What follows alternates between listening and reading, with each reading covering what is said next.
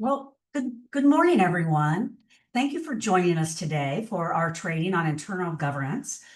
This is a topic that we've done some training on in the past with our partners from Gutman Law Group and the Nebraska Table. So thanks to Megan and Kate for helping us out once again.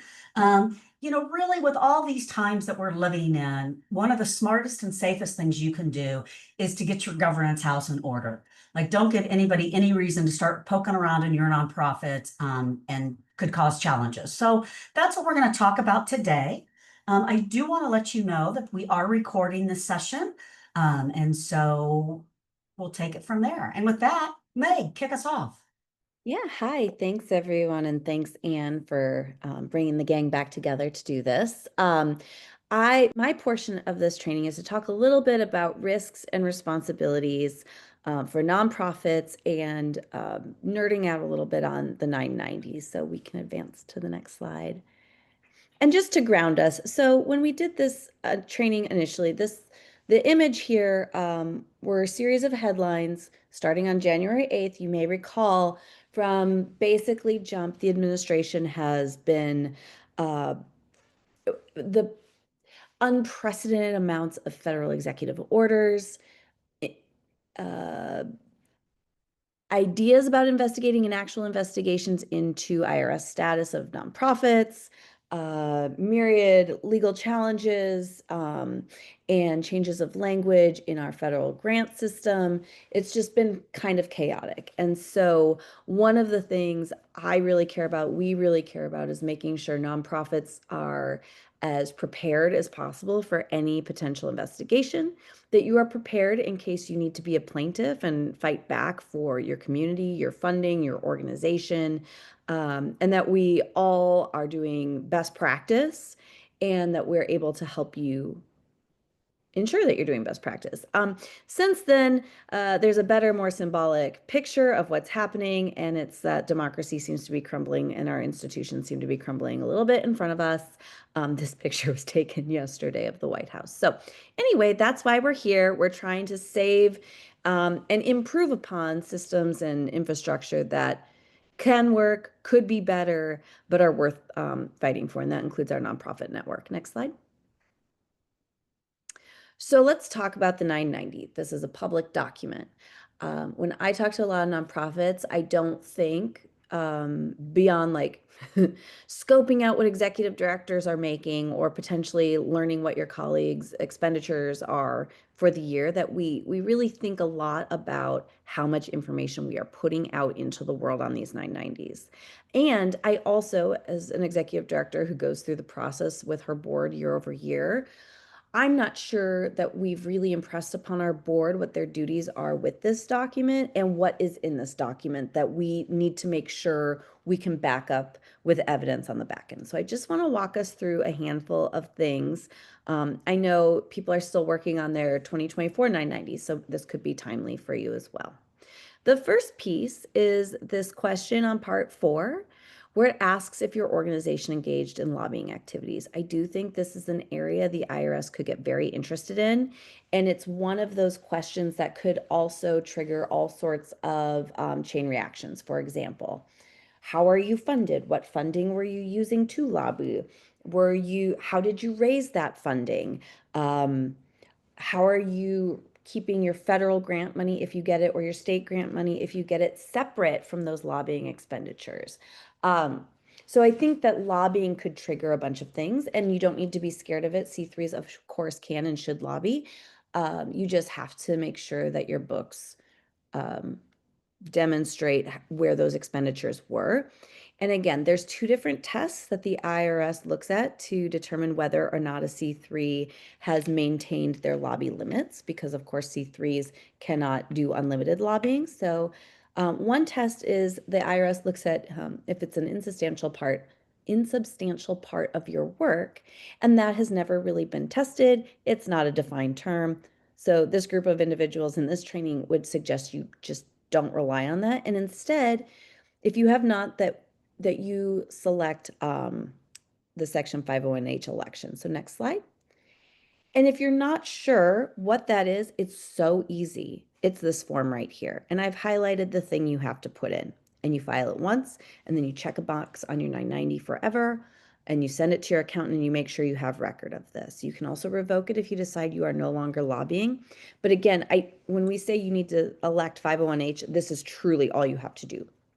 And then it gives you a formula that you can work within, that gives you real clarity on how much you can lobby each year. Next slide. So there's a handful of other things on this 990 I want you to be aware of too. You probably say each year that you do have all of your meeting minutes from your board meeting. And also you probably select 8B, which is your committees with authority to act. So if there are committees particularly designated in your bylaws and they are meeting, there should be contemporaneous meeting minutes. If you are not sure where those all are, or if you have them, now is a really great time to go find them, and have them all in one spot. If things are unsigned, get them signed. If things are unfinished, finish them. Just get all of these things ready, because you actually are saying each year that you do this. And my experience with tax preparers is they just assume you are doing these things. So they may not even review this with you. Okay. So I want you to know that you are probably affirming you do this. So make sure you are. Next slide. Relatedly, a handful of other things. Again, I mentioned this fiduciary duty the board has of duty, care, loyalty. They have fiduciary duties to ensure that they are seeing this 990 and that they can stand by it. And your accountant or your tax preparer probably affirms that you do this. Make sure you do it, and then it's contained in your minute notes or your meeting minutes. Okay. There's a handful of other things here too. Make sure you have a conflict of interest. And also, don't just have it. I review it every year with my board. I have them fill it out every year. Things change. Then we document on the back end internal. We have notes that we've reviewed that. We have conversations with board members about any potential conflicts. And then we also make sure in our minutes, if there are any conflicts of anything we are voting on, that we document how we address that conflict, whether or not they abstained, whether or not we had to go into it, the exec committee had to make any decisions, however your policy delineates how you're going to deal with conflicts. But you must have this.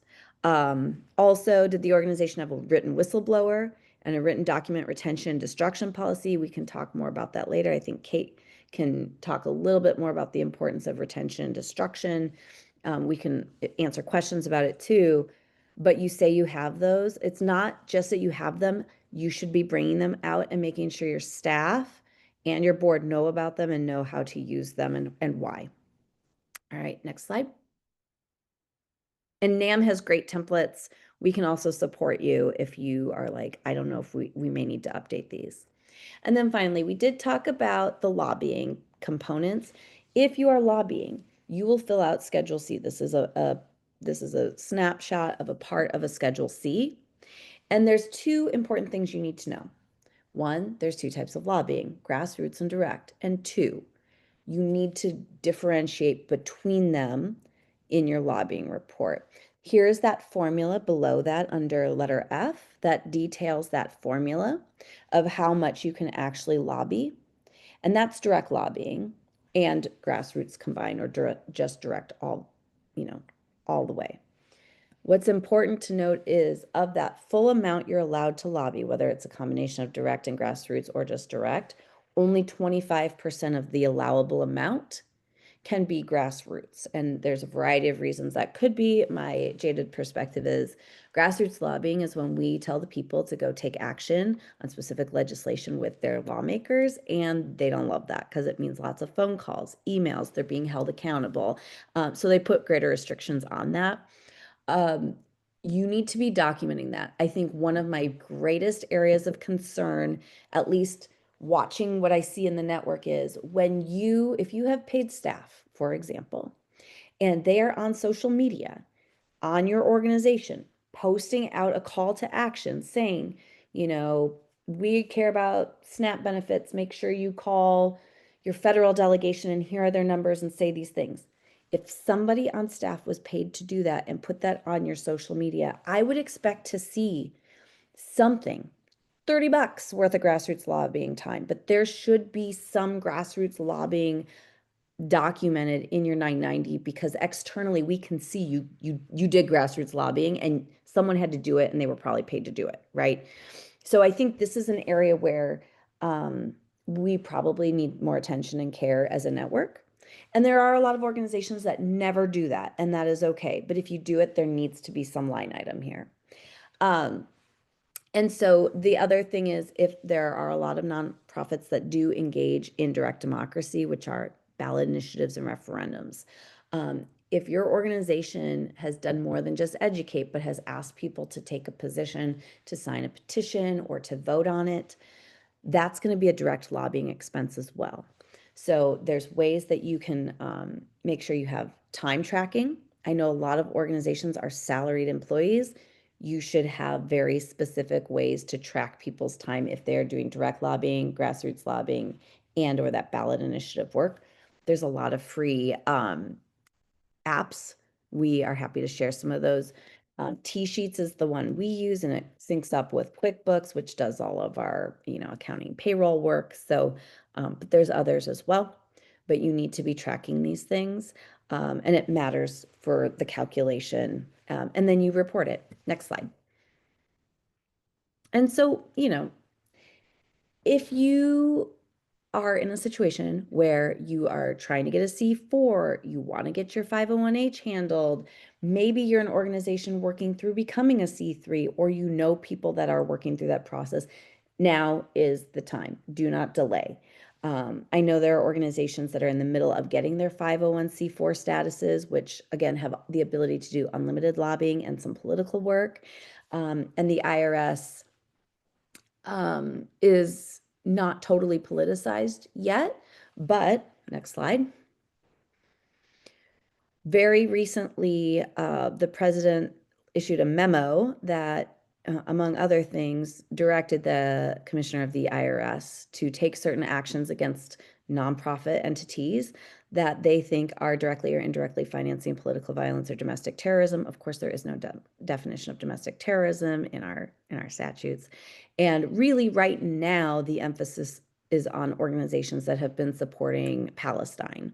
I think this is a dangerous place where, first of all, what does that even mean? And then second of all, this is going to go on to other things as well. I don't show you this to scare you, but I do show you this to be like, if you need to get something done with the IRS, do it now, and make sure all your tax statuses are in good shape. And just know that these are some of the things coming. And so we want you in great shape in case you need to bring a lawsuit. So, all right, next slide. So you also don't have to do this alone. The Nebraska Civic Engagement Table has a legal fund. I can drop the link in the chat here when I'm done talking. And you don't have to be a member of the table to access it. It's really about making sure all of you have, if you don't have an attorney, you have the ability to start a relationship with an attorney. We've had grant applications for things like, will you review our employee handbook and make sure it doesn't violate any of the federal executive orders around discrimination? Because a lot of us have done a lot of DEI work, and of course now the administration is looking at that differently, and a lot of us receive federal grants. It could be to help you figure out your document retention and destruction policy and what you should destroy and when you should destroy it. It could be used for a variety of things. So it's a quick, easy Google form. We'll send that in the chat, and I will turn it over to Anne. Thanks, Meg. So our nonprofit boards, there are legal responsibilities that they have. And what I've learned over the years is a lot of times when we do board orientation, we tell them about our organization. We don't tell them about the legal responsibilities that they have. And they're pretty significant. I mean, fiscal oversight. Every board member is responsible for fiscal oversight, whether they are on the finance committee or not. So make sure you have a strong finance committee and have a report from the finance committee at every single board meeting so you can understand where are we financially and what's happening. And especially there's so many changes right now with the finances going on. If you get federal money, if you don't get federal money, that's impacting so many nonprofits. So make sure that your board is educated on what those responsibilities are. Legal compliance, Meg alluded to some of those on the 990 and what they're supposed to do. Nonprofits have very specific legal compliance duties that their boards have to follow. I don't know if any of you remember way back in 2002 with Sarbanes-Oxley. That was the first time that some very specific rules applied to nonprofits. So you have to have the document destruction policy. You have to have the conflict of interest policies that Meg was talking about, and just make sure you're legally compliant. Risk management, I think, is very important, anytime, but especially in this day and age. You want to make sure that you're tracking risk, that you're well aware of what you're going into and what you're not. One of the most recent ones, if you got the email yesterday from NAM on the GoFundMe mess that's going on out there, you want to check into that and make sure, has an account been set up for you? What are the risks in getting rid of that account? What are the risks in keeping it? And really stay informed. And then program execution, depending upon the type of nonprofit and where your board is, they don't develop the programs, but they oversee to make sure that they're being executed in the right way and meeting the need that you have. And so if any board members fail at this level, that could cause harm. And we're having harm coming to different nonprofits with all the challenges that we're facing in this day and age. And so just be very aware of that. I really recommend, we can go to the next one, please, Anna. So these are the basic goals that your board has. Again, as I alluded to, fiduciary is the basic one, broadest one of responsibilities that every single nonprofit board has. Strategic is where we're all working with right now. Our strategic plan expires at the end of this year, and our board decided to just do a 1-year update as opposed to going through the 3 to 5 year strategic planning process. I don't know what life is going to be like in 3 months, let alone in 3 years. So it just didn't make sense for us to do a 3-year strategic plan. But look at what makes sense for your organizations and really be forward thinking. Figure out who can be partners in the work that you do. And visionary is critically important, and one that maybe we don't spend as much time on as we should. And that's kind of taking the long view. Where do we want to be in 5, 10 years? Who are some partners out there that we can work with to help us get those goals to make clients being served? Right now, we're seeing an increase in mergers and acquisitions of nonprofits, just like any other sector. Not a bad thing as long as our clients are still being served. And so really to have that vision and those conversations, I firmly believe at any time, but especially in the times we're in right now, there should be scenario planning happening at every single board meeting. What happens if we don't get the grant? What happens if we do? To really kind of have those conversations so you're not getting a knee-jerk reaction. And next slide. So again, these are the legal responsibilities that you have. Duty of care. This is basically you're coming to the board meeting and you're making reasonable decisions. Bring your A game.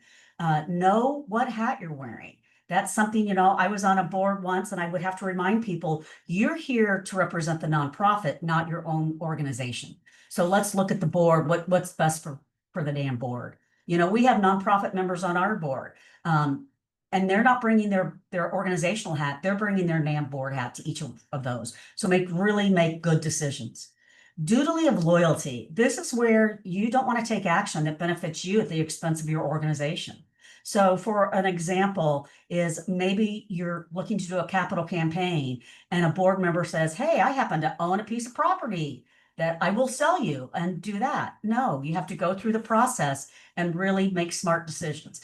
Doesn't mean that you can't do business with a board member. You just have to document and be very strategic and transparent in how you do it. And then duty of obedience. This is legal compliance to your bylaws.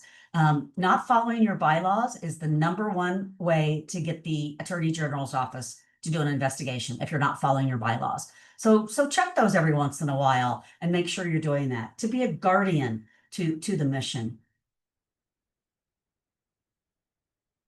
And then the governance responsibilities. So who is on your board and who should be? So I think we all have different types of board matrices that we use. Our nominating committee right now is meeting to say, who do we want to bring on the NAM board in 2026? And so in addition to looking at the traditional skills, we want nonprofit expertise. We want maybe some accounting, finance expertise, some legal expertise. what we have done and what we really include in that board matrix, if you go to your GuideStar profile on Candid, go to the governance section, and NAM has taken that information in the governance section and has added that into our board matrix. And so that also gives you information like age, disability, gender identity.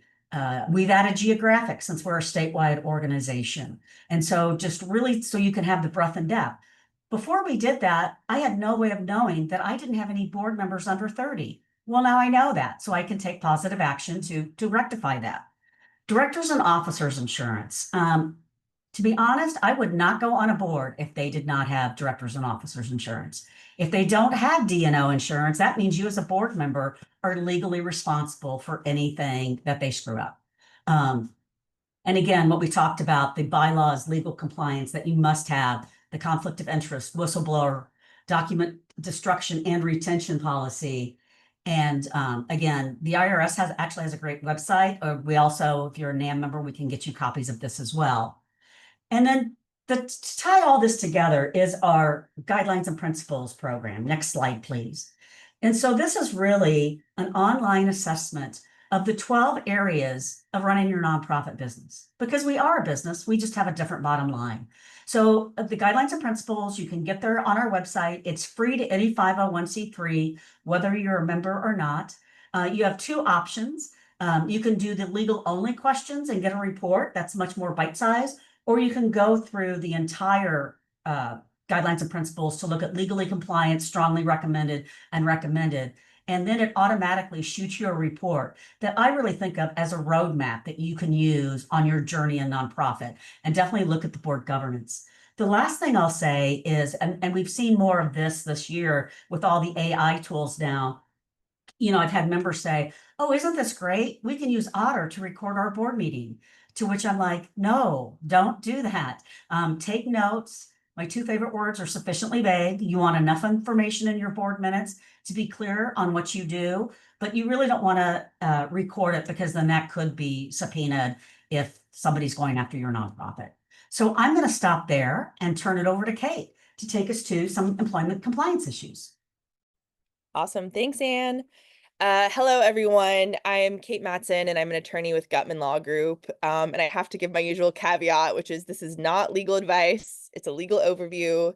Happy to talk to folks individually if you have specific legal questions. But I'm going to cover some employment compliance stuff today, and then briefly talk about hiring an attorney and what kinds of things you might be thinking about as a nonprofit.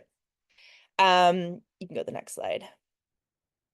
All right, so first thing to cover is employment policies. And a question that we get asked a lot is kind of at what stage or size of organization should I be thinking about putting together an employee handbook, or at the very least some standalone employment policies? And best practice, not just from a legal perspective, but from like a organizational culture and risk management perspective, is to have at least some basic employment policies in place as soon as you start thinking about hiring employees. At the very least, I would say two pretty critical policies to have are one related to anti-discrimination, which are often called equal employment opportunity policies, and then one related to anti-harassment, and that means sexual harassment, but also harassment based on other categories like race, gender, religion. And then equally important is having reporting procedures in place for if somebody is either subject to harassment or discrimination or believes that those things are occurring. And depending on the size of the organization, you may or may not be subject to local, state, or federal anti-discrimination laws. But even if you're not, it is best practice to have these policies in place. And I think especially for nonprofits, we do not want organizations where discrimination is happening. And even if you aren't required by federal law or Title VII to follow certain anti-discrimination requirements, it can open up other risks if you don't have a policy like this in place. Beyond that, having even a basic employee handbook that lays out things like here's how you should track your time. For example, if you are an organization engaging in any sort of lobbying or who needs employees to track times against certain grants, having some of that laid out in a handbook is a really good way to ensure that folks are following those requirements. Things like confidentiality, technology use. We are an at-will employment state. And so if you have expectations and requirements laid out, it can be a good reason to say, hey, you're not meeting our expectations, either in terms of professional development and growth, or if there needs to be some sort of disciplinary action or termination. Next slide. Another sticky issue that I see come up a lot is whether, especially part-time or short-term folks that work in an organization should be classified as an employee or an independent contractor. And especially if it's a position that isn't going to be there for the long term. I think the kind of gut reaction I see often is to classify someone as a contractor. For example, you might think, oh, we need someone to work for 10 hours a week on our website, at least for the next 6 months. Or maybe it's permanent, but it's part-time. We're going to classify them as an independent contractor instead of an employee because that's easier from sort of a management perspective. But you can run into some risk issues if someone is improperly classified, and I want to talk a little bit about that. Next slide. Oh, sorry, actually not last slide. Let me say one other thing on that last one. The biggest distinction in deciding if someone should be an employee or an independent contractor is the level of control you as the employer have over their work. So if you want to be able to tell someone, please come to staff meetings, or I expect you to generally be available these hours, or please show up for this event, you run into more of a level of control that points towards them being an employee instead of an independent contractor. If instead the only level of control you need is to be able to say, I expect you to have these outcomes, and I don't care how you do it or where you do it or when you do it, that is more of an employee or a independent contractor arrangement. If someone is an independent contractor, you should also have a contract in place. That's why it's in the name. So if you are working with someone in a contractor capacity, there should be something in writing that lays that out and makes it clear, and that outlines those expectations. The risk of misclassifying someone as a contractor when they're actually an employee under the law is that you could owe unpaid wages, unpaid taxes. There can be immigration consequences. So it's something to really think about carefully as you're kind of setting up your staff structure. Okay, now this slide about volunteers. So another sticky issue that we see that's similar is misclassifying people as volunteers when they are actually getting some compensation for the work that they're doing. So there's kind of two practices that I see, one less risky and one riskier. One is you have a volunteer who, say, drives across town to attend an event for your organization, and you provide them with a gas stipend to help cover the cost of that gas, or you reimburse them for mileage in accordance with a written policy. That is fairly low risk. Under the law, you can generally reimburse volunteers for things like mileage, staying in a hotel, if it's something that they would otherwise pay for out of pocket in service to your organization. Where you run into a greater risk area is when you're paying quote unquote volunteers stipends for their actual time. And I think a lot of times this comes from a really good place that's grounded in concern about equity and making sure, especially if like impacted folks are the ones that are volunteering their time for an organization, that they are being compensated for that. But you can unintentionally turn a volunteer into an employee, just like with a contractor, if you're not careful. And you can go to the next slide.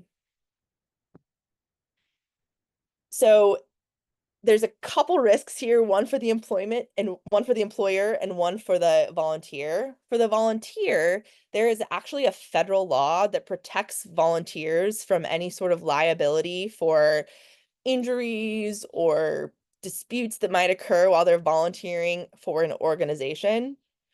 But if they get compensated by that organization in excess of $500 a year, they lose that federal protection. Some volunteers might say that's fine, I'm not worried about that, but they should know that that is a risk that they're taking in getting stipends for their volunteer time, okay? The risk for the employer and to some extent the volunteer is similar to what it was with independent contractors, in that you could run into issues of unpaid wages, unpaid overtime that's should be paid out to somebody, unpaid taxes, those types of things. And so it's really important to be mindful before you think about paying volunteers a stipend. Next slide. So a few things to keep in mind if having a volunteer stipend program is something your organization considers are, number one, avoid tying stipends to hours worked. So for example, say you are an organization that registers voters.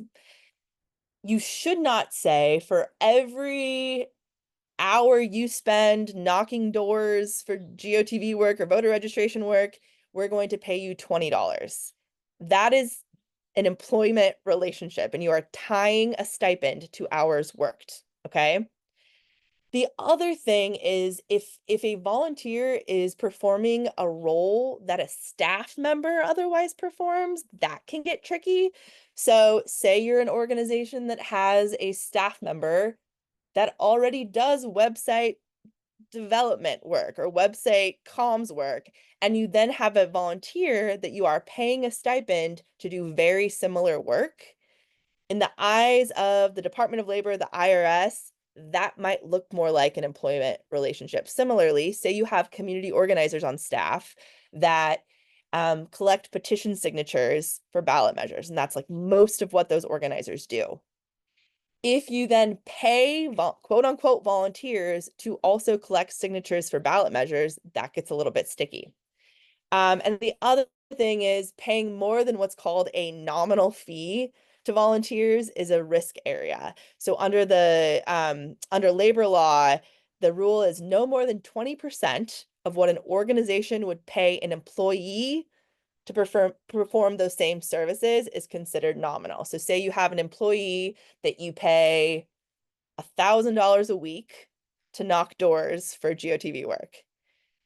Doing quick math there, you should not pay a volunteer more than $200 a week to do that same work under labor law.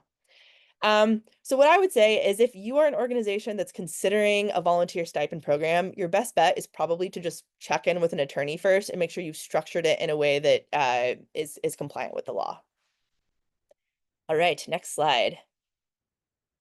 Okay, so I'm going to move on now to just talking about hiring a lawyer, and I'll keep this fairly brief. But as we've talked about already a lot on this call, we are in very unprecedented times. And there is so much legal uncertainty and compliance uncertainty right now. And I think as sort of a nonprofit ecosystem in Nebraska, we want to be approaching all of this from a place of strength, in a place of, we're an open book. We feel really confident about what we are doing with our organization, and, we welcome any audits or investigations or challenges because we know our house is in order. A key part of that is having an attorney that you've talked to or that you can call if compliance concerns come up. And so I would say going into next year's budget planning and all of those types of things, thinking about budgeting for attorney services, and also like having a good accountant and just good professionals around your organization that you trust to help you with compliance is more important than ever. One thing that I have talked to a lot of folks about is sometimes you don't even know where to begin when you talk to an attorney about like, well, what questions do I even ask? I know that people keep telling me I need to be worried about compliance, but I don't even know where to start. starting with Meg and the legal fund and just her organization as a starting point is a really great kind of first step.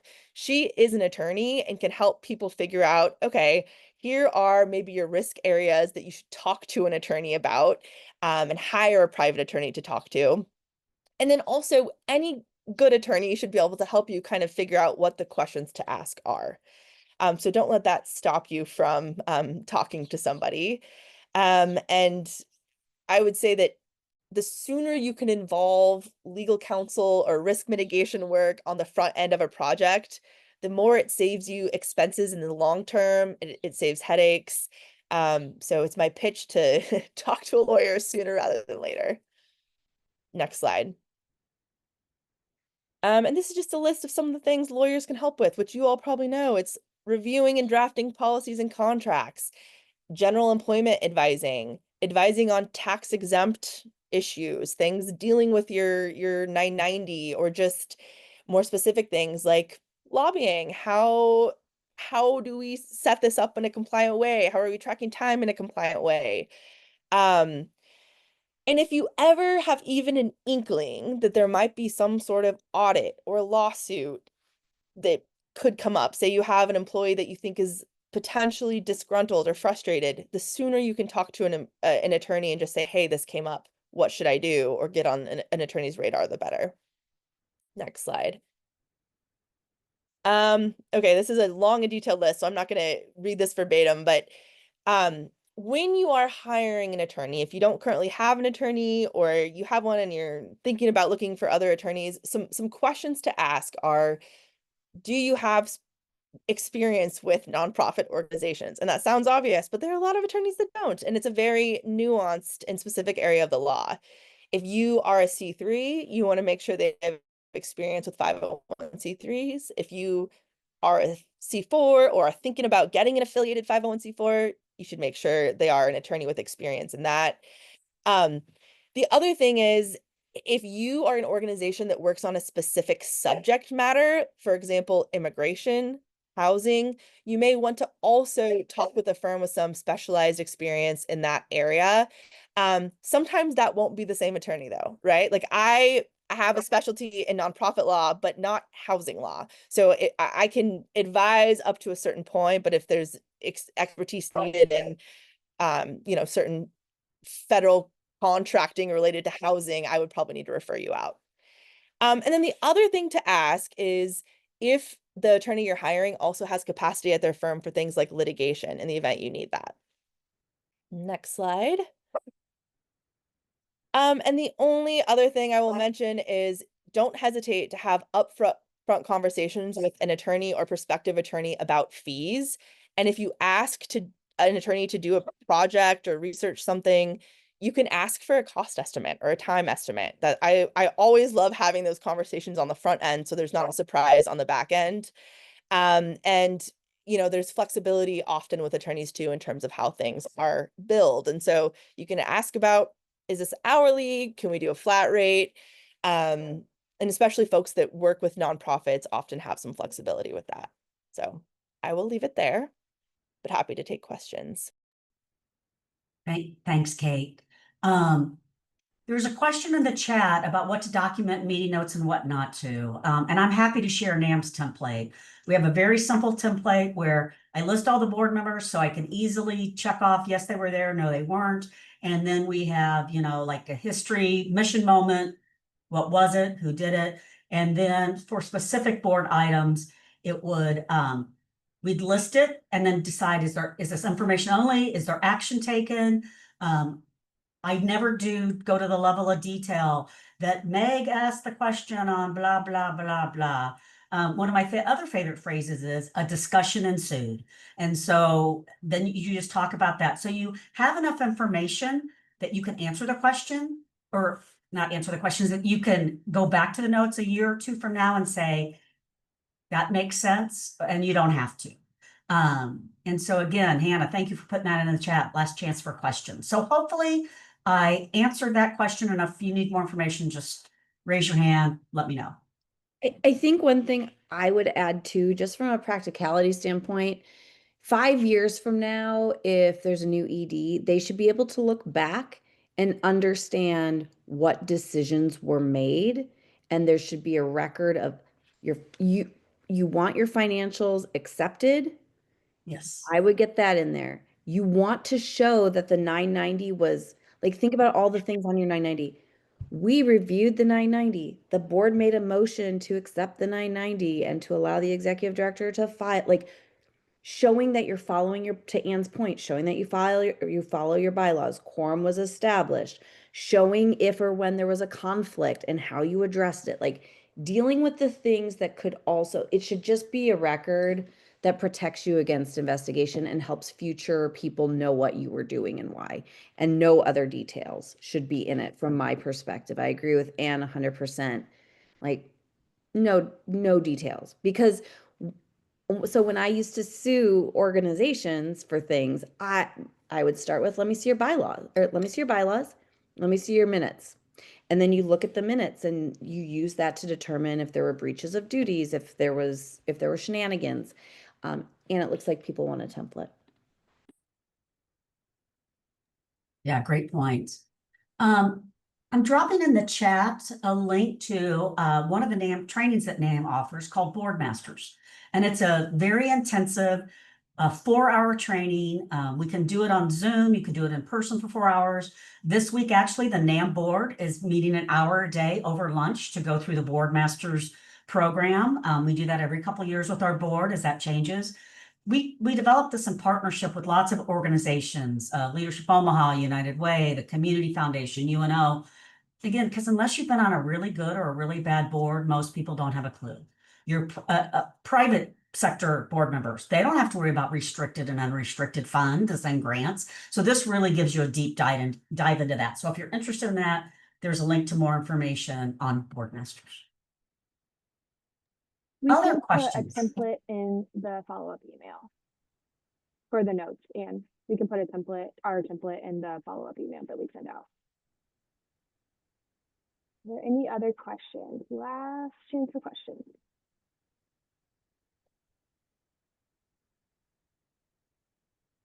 Okay. Thanks, we're good. Thank you, Meg and Kate and Ann, and we appreciate everyone taking the time out, and we will send a follow-up with a recording. Like Meg. someone raised a hand. Oh, Teresa. let me unmute them. Okay, Teresa, you should be able to ask your question. Okay, so Anne, I always hear you say, and thank you all. This was very, very helpful. How in your board minutes you say discussion ensued, so and no real details.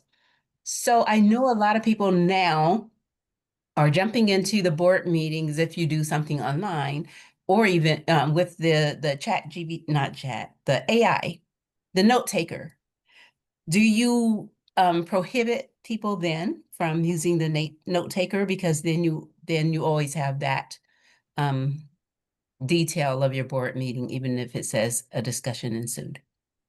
Yes, we would not allow a note taker in our board meetings. There's also other committee meetings that we have. We do a policy call with our partners on the screen right now, weekly, and no note takers are allowed in that. I think you just need to be very cautious with that. And if they show up, you kick them out. Awesome. Thank you so much. Throw in my lawyer perspective too. I hate AI note takers. Yes. So I mean, unless there's really good reason to have one, I would just recommend not using them, or making sure that they're not allowed and kicking them out if you have virtual meetings, because it's just too risky. Thank you so much. And I have someone who always shows up with it. And so we've been trying to make sure that we keep it out. And before I did it one time, and every meeting that I went to, it was there. And I'm like, this is craziness. So I had to stop it. Yeah. And if it's helpful, there's a lot of information coming out that regardless of what these companies say they do with your data, they're actually selling it, and also they're surveilling you. And the other thing, like my data director could go on a huge tangent about this, but the way the modeling works is that they once you put information into it, that company owns that information. and they can do whatever they want with it. And so even if they also get sued, like your information is just there. Frankly, we prohibit it. We just kick people out because it's just way too big of a risk. And we also think there's government surveillance that is happening with this too. So Uh, what that's worth. I awesome. think it's a huge risk. Could I ask one more question? You had mentioned gender, and I just got a call last week from one of my board members that said, Teresa, a nonprofit that I would know was audited, and I thought they said by some Nebraska or the state of Nebraska or something like that, and that their funding now is at risk because they have the term gender in their policies or something, and I wanted to know what you guys know about any of that. I know right now we have to go back and look at a lot of things, but I wonder if that's something. No, that's a really sticky area of the law right now. And I will tell you that it's also uncertain and is likely to be fairly litigated over the next few years. There have been executive orders that have come out and agency memos and, lots of kind of guidance and things from the president and from this administration that talk about quote unquote illegal DEI. It's never defined anywhere. And it's kind of attempting to turn our understanding of discrimination on its head. And we're very much in a world where the focus is on reverse discrimination now. What I will say is that federal law still clearly defines what is and isn't discrimination. And it has been true and remains true that you cannot discriminate against folks on the basis of, race, sex, religion, various protected categories. Each individual organization has to kind of assess their own risk right now in light of these executive orders. For organizations that get a bunch of federal funding or state pass-through funding, there is heightened risk because we're seeing the federal government add grant conditions in that specifically ask organizations if they engage in illegal DEI. Because that term's not defined anywhere, it opens up quite a bit of risk. For other groups that receive less federal funding, and especially groups that don't receive any at all, the risk is lower, but not non-existent. There's a threat of an increasingly polarized IRS right now, and we're seeing reports that there might be some moves in the IRS over the next year that continue to kind of target organizations based on things like DEI work. So that's a long way of saying there is risk, and that is an area where I highly recommend organizations reach out to an attorney right now because it's impossible to give blanket advice. And it's ultimately a lot of it is based on the organization's own comfort, right? If you are an organization that core to your mission is engaging in work that works with a particular protected class, your assessment might look different than if you're an organization where that's kind of tangential. So it's a really good question and a really hard question, and something to definitely talk to a lawyer about. Awesome. Thank you. Thank you guys so much. Yeah. You bet. Any other And thank you. I questions? think you said you will have a recording of this as I thought I saw it. Correct. Awesome. Thank you. Any other questions, comments, concerns? Well, we will get the recording out to you and post it on our website. We'll also share our board minutes template. We have that to share.